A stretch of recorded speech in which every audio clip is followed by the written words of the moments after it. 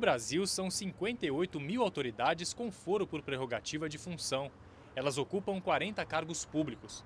Por isso, são processadas e julgadas em instâncias específicas, que podem ir do Tribunal de Justiça ao Supremo Tribunal Federal. Então, o foro por prerrogativa de função nada mais é do que isso, né? A garantir aos respectivos poderes a sua independência e que o seu julgamento seja feito por uma autoridade judicial, pelo Poder Judicial, de forma justa e equânime.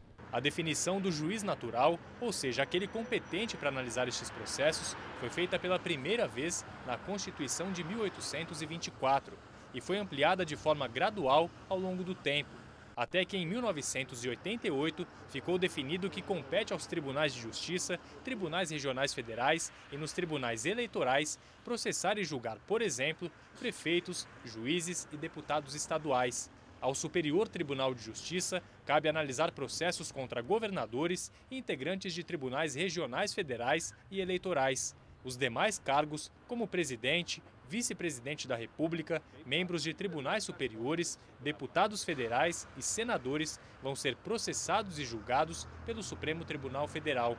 Segundo este professor de Direito, comparado a outros países, o número de cargos com foro por prerrogativa de função no Brasil é alto. Há países em que não existe o chamado foro privilegiado. Países de primeiro mundo, democracias consolidadas. Por outro lado, há outros países, da Europa, por exemplo, em que o número de contemplados é muito diminuto. Portugal, apenas 3 autoridades, por exemplo. O presidente da República, o primeiro-ministro e o presidente da Assembleia da República. No ano passado, no julgamento de uma ação penal, os ministros do Supremo decidiram que senadores e deputados federais só podem ser julgados no STF por crimes cometidos no exercício do mandato ou que tenham relação com ele.